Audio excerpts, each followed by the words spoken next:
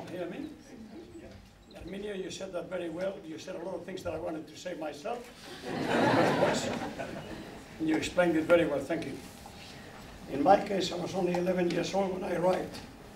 Excuse me. My sister and I arrived in England for 75 years this month. The journey from Southampton to Southampton was terrible.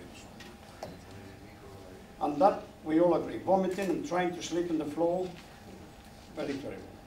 At Stoneham Camp, we were put in tents of 8. There was about 400 tents there. Of course, we didn't undress so soon. We had picked fleas, scabies, etc. A lasting memory to being woken up every day in the camp by loudspeakers playing Land of Hope and Glory with stuck on the line. And I love the tune even today. It should have been the national anthem of this country. We were there for about a month.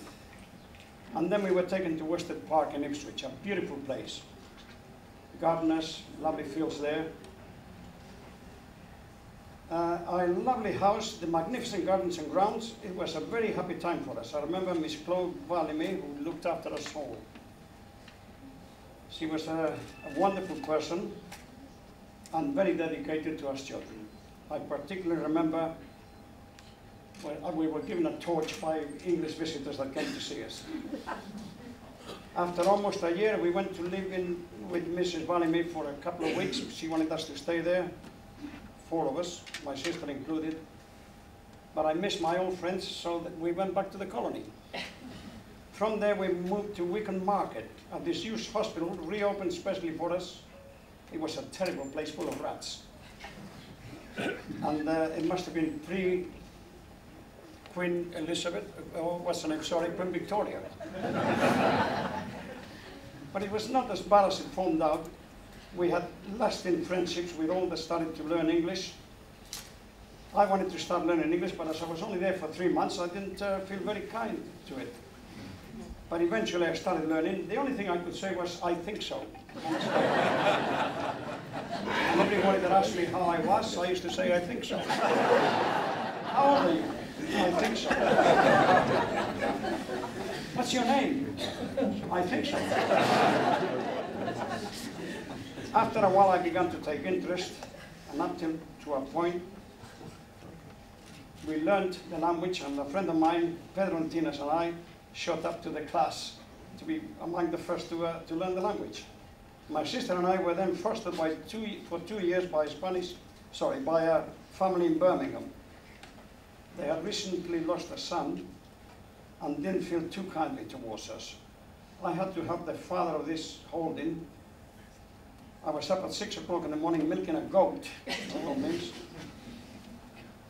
cleaning a pigsty, and then getting a 5-gallon churn of milk to go to a little farm to pick up milk. And then I went to school.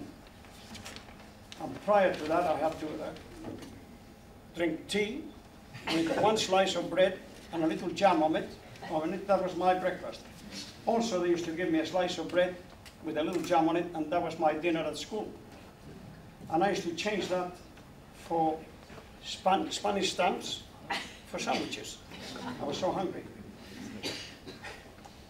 After 18 months, with no word from us, Miss Picken sent someone to see how we were. And I told them that I wanted to come back to the colony. We spent a short time in colonies like Carlisle, Margate, Carshalton, Barnet, Finchley. And I got an idea of how different some of the colonies could be. Some were happy, some were very sad and happy, but others were very happy because we made a lot of friends. And I remember them as well as I do my own family. One thing that we all share, though, is that after 70-odd years, we made enduring close friendships that are still going on strong today, although there's fewer of us every day. I would also like to thank to all those that took part in this gathering, that worked very hard, this lady here as well, to get us all together. Thank you very much.